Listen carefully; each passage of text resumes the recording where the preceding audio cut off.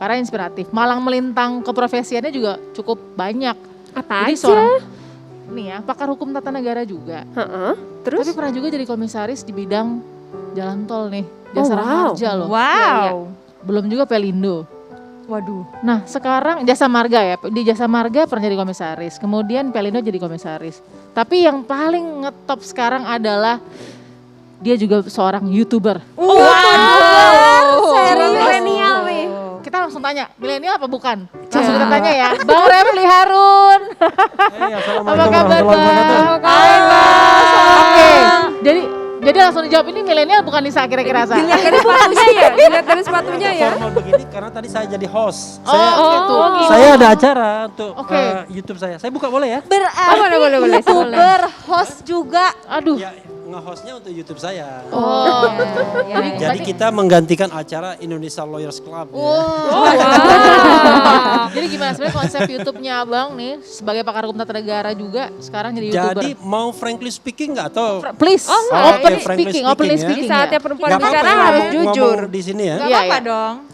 Jadi saya itu ber-YouTube itu karena ingin punya media yang at any time saya bisa ngomong. Jadi tidak tunggu undangan Balkis, kira-kira begitu. Ya kan? Tidak tunggu undangan Olga. Punya platform sendiri. Punya jadinya. platform sendiri, bisa live streaming jam 2 malam, jam 3 malam. Saya pernah lakukan semua. Tapi Iya. gini Bang, saya penasaran Iya. nih, sebenarnya konten seperti apa sih yang Bang Refli tuh jadi tertarik bikin YouTube gitu loh? Iya, gini, saya kan backgroundnya kan hukum tata negara. Yes. Ya, constitutional law. Jadi konten yang saya bayangkan adalah saya menjelaskan fenomena sosial politik, hukum dari sudut pandang hukum tata negara. Oke. Ah, contoh misalnya, kehidupan sehari-hari kan, nih. Ya, yang terbaru ya. Ya. Yang terbaru saya membahas pertemuan Seknas Jokowi dengan Presiden Jokowi. Oke. Itu virtual kayaknya ya, Ya. bukan langsung. Ya. Saya mengkritik itu dari konsep hukum tata negara, bukan soal suka dan tidak suka. Saya mengatakan setelah Pilpres harusnya yang namanya relawan itu dibubarkan. Karena Jokowi itu bukan presiden relawan, tapi presiden the Republic of Indonesia. Ya kan? Indonesian people. Ya. Dan tidak boleh menggunakan nama Jokowi untuk non-state institutions. Ya kan? Karena institusi non-negara itu tidak boleh menggunakan nama resmi presiden. Jadi benar ya memang ada kritik mau yang konstruktif atau yang mungkin straightforward aja hanya kritik itu memang jadi konten utamanya Iya. YouTube-nya Bang Refli. Iya. Tapi kalau jadi YouTuber berasa mudaan nggak Bang? Oh sangat. ini aja agak formal kan. Saya nggak ganti baju, ya kan? Gitu. Karena ya kita juga waktu itu datang ke meja SPB juga, Iya. Mas Deddy Kobizar juga seperti itu ya, merasa tapi kan memang lebih luas Iya, kalau begitu Deddy kan kontennya. memang lebih muda dari saya. Kontennya lebih luas mungkin karena Iya. bisa apa saja gitu. Nah, Dan tapi juga dunia dengan dibedakan. konten dia. yang serius pun mendapat 1,4 juta subscribers. Banyak dong Bang tiap bulan dapatnya Bang. Lumayan, Kalau lumayan. Mas Dedi kan bisanya katanya sampai miliaran tuh. Iya. Ya Bang Refli ratusan juta pasti ada lah. Ada. Tapi kalau dibandingkan dengan waktu komisaris dulu, sama. Gedean gaji YouTuber. Oh, wow. Dari komisaris Jasa Marga dan Pelindo lebih besar YouTuber. Komisaris utama Iya. loh itu. Wow. Saya komisaris utama tapi kan tipe C. Jangan ada tipenya. Beda dong dengan Abdi Sleng. Kalau Abdi Sleng itu tipe A dia. Jadi YouTuber tipe A nih. YouTuber Oh iya, tipe A lah ya. Iya. Kalau YouTuber saya tetap tipe B. Tipe A itu Deddy Corbuzier. Tipe A tuh yang penghasilannya miliaran itu. Iya. Bang Refli, ini aku pengen ngebahas ini nih sama Bang Refli. Jadi kan beberapa waktu yang lalu itu kan lagi banyak banget dibicarakan soal UU ITE kalau menghina presiden itu bisa kena hukuman 4,5 tahun. Nah, ini untuk netizen-netizen juga nih ya, sebenarnya gimana sih Bang? Jadi kalau soal undang-undang ITE ini yang menghina presiden itu nggak masuk undang-undang ITE, itu masuk RUU KUHP yang baru. Kalau ditanyakan kepada saya nggak setuju saya. Kenapa nggak setuju? Karena pada tahun 2006 MK itu sudah membatalkan pasal-pasal tentang penghinaan presiden atau kepala negara yang dulu kita kenal dengan pasal Hatsai Artikelen. Ya. Kalau negara kita kerajaan itu wajar ada Hatsai Artikelen karena yang namanya raja atau ratu kan the king ather the queen can do no wrong. Jadi yang namanya raja dan ratu itu nggak bisa salah, tidak boleh salah kan gitu. Tapi seorang presiden dalam sebuah republik, presiden itu adalah jabatan politik, walaupun jabatan kenegaraan. Dia dipilih dan, dia dicalonkan dan dipilih. Sehingga dia tidak boleh diperlakukan seperti raja atau ratu. Ini termasuk kalau pasal penghinaan yang katanya diperluas untuk anggota DPR juga. Apalagi itu. Amanat konstitusi kita bukan melindungi anggota DPR dan presiden, tapi melindungi segenap bangsa dan seluruh tumpah darah Indonesia. Tapi kalau reasoningnya dari Menkumham untuk mengatakan ini kan untuk jaga martabat juga. Nah, pertanyaannya adalah aneh. Kenapa? Itu dibuat delik aduan, dijadikan delik aduan. Iya. Kalau delik aduan justru merendahkan martabat presiden. Jadi presidennya harus You can ngadu. imagine, presidennya ngadu kepada Polsek, kepada Polres. Ada laporan gitu. Pak, Ya, saya iya. dihina Pak, tolong Pak. Yes. Kan aneh. Jadi seperti apa Bang perbedaannya antara kritik Oh iya, dan saya belum menghina? jawab ya. Iya. Ini untuk netizen Gitu. juga mungkin Abang Jadi juga gini, kritik itu tidak boleh personal. Kalau body shaming itu menghina namanya.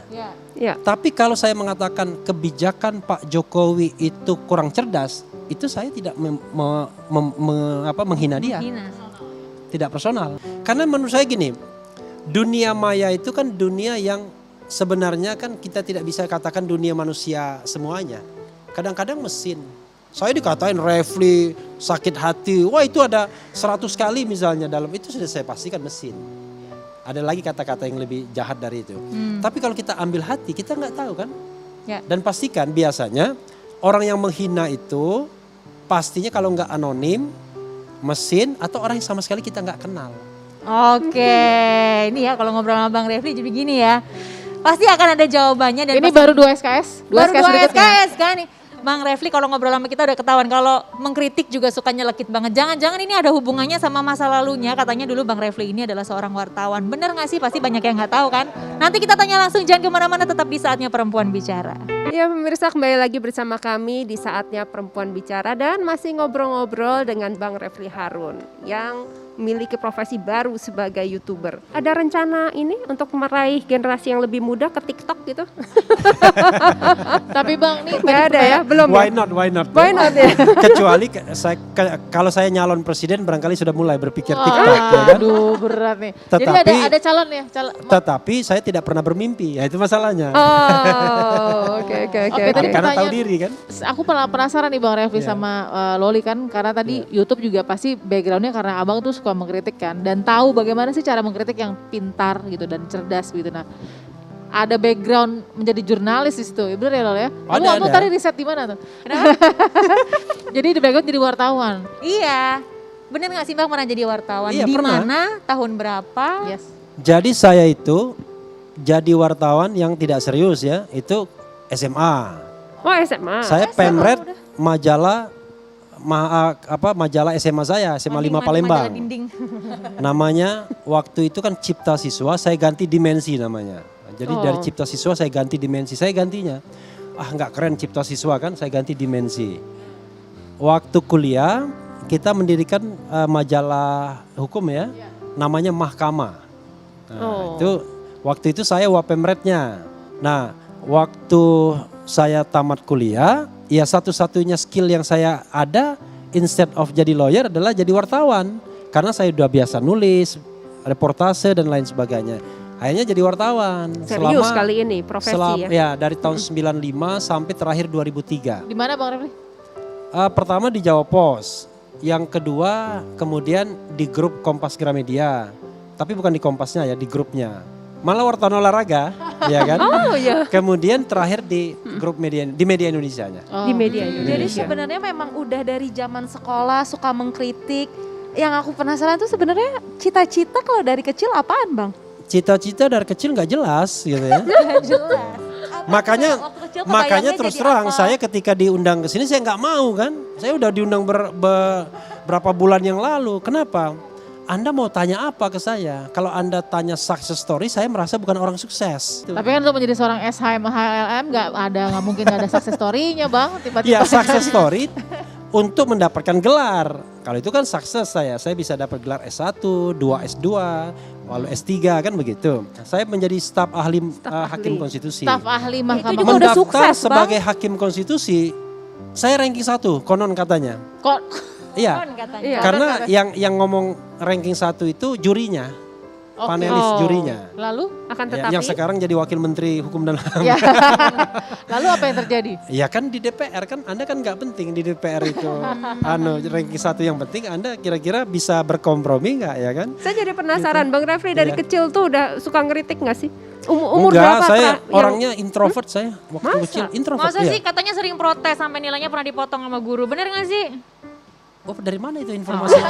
Ada lah. Kalau kayak gini-gini Ada. Lolita jagonya Bang Luar Refli. biasa ya. berdebat sama guru atau gimana? nih? Pernah juga. Jadi saya pernah memprotes guru pernah, ya kan? Soal apa ingat nggak Bang? Waktu itu guru fisika yang pernah saya protes, dia keliru nilainya, penilaian dia keliru. Karena Salah kasih nilai. enggak, saya bilang justru itu waktu kelas 1 ya. Saya kelas 1 SMP, saya bilang justru penilaian saya itu lebih komprehensif. Jadi baper gurunya. Variabelnya. Ya kadang-kadang kan gurunya itu tergantung. Kayak guru masa lalu kan kurang demokratis. Makanya kan saya juga dosen. Masih Jadi ingat? kalau saya dosen, saya paling suka kalau mahasiswa itu mendebat. Oke. Oh iya. Oke. Saya dosen juga di Tarumanegara, saya dosen. Iya, iya. Saya Oh, dosen oke. tetap juga sebenarnya. Tapi dari dulu memang arahnya udah saya akan menjadi sarjana hukum gitu. Waktu SD pernah saya tulis, kan Oh iya? main kotak-kotak. Iya. Apa Oh udah apa bikin jurnal ya, dari zaman SD enggak, bikin enggak, jurnal. waktu SD kelas 4 ya. Bikin kotak-kotak apa cita-cita Anda. Ya. Lalu nama nulis tiba-tiba munculnya sarjana hukum gitu-gitu loh. Nah, Oh, pernah udah, gitu kelas SD, 4. 4 SD itu Itu pernah. kenapa gitu. dari orang tua apa dari mana? Kalau orang tua tuh malah melarang. Orang tua tuh melarang jadi jaksa, melarang jadi hakim, melarang jadi pengacara. Oh iya. Katanya cepat masuk nerakanya katanya. Iya, makanya dia sangat anti. Waktu masuk UGM jadi gimana dong orang Jadi tua? waktu saya masuk UGM kan masa Orde Baru. Iya. Saya di UGM itu sempat menjadi ketua BEM, Badan Eksekutif Mahasiswa. Ketua Senat Universitasnya Anies Baswedan. Itu satu angkatan sama saya. Kakak angkatan saya 2 tahun di atas saya Ganjar Pranowo. Jadi memang udah kenal dari lama kan. Nah saya tidak suka dengan udah fakultas hukum. gubernur ya Bang ya? Hah? Udah gubernur. Makanya saya bilang, ini kalau untuk Anies ya, saya bilang, Nis, ente itu nggak bisa jadi presiden. Kenapa? Karena presiden kan orang Indonesia asli, saya bilang ketawa dia. Itu canda saya waktu, karena pada waktu itu ayat konstitusi kita mengatakan presiden adalah orang Indonesia asli. Tapi sekarang kan sudah diganti. Iya. Presiden itu warga negara Indonesia sejak kelahiran dan tidak pernah menjadi warga negara asing karena kehendaknya sendiri. Ya. Paham kan maksudnya? Ya, Iya. ya. Berarti kan abang kan dari Palembang. Ya. Pertama merantau ke Jakarta tuh kayak gimana ceritanya waktu Saya dulu? itu ketika saya menunggu wisuda, iseng-iseng saya ikut tes jadi wartawan. Oke. Nah, tesnya itu di Surabaya, yaitu Jawa Pos Jawa soalnya ya. Pos.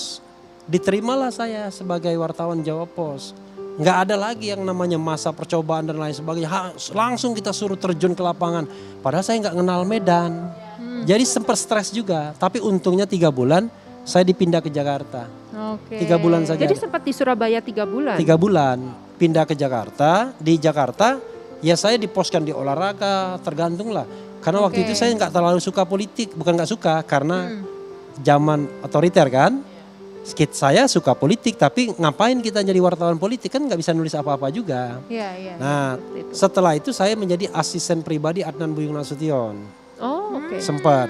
Tapi namanya hidup di Jakarta, starting from zero dari nol. Iya. Saya bingung ngapain, digaji aja nggak jelas ya kan.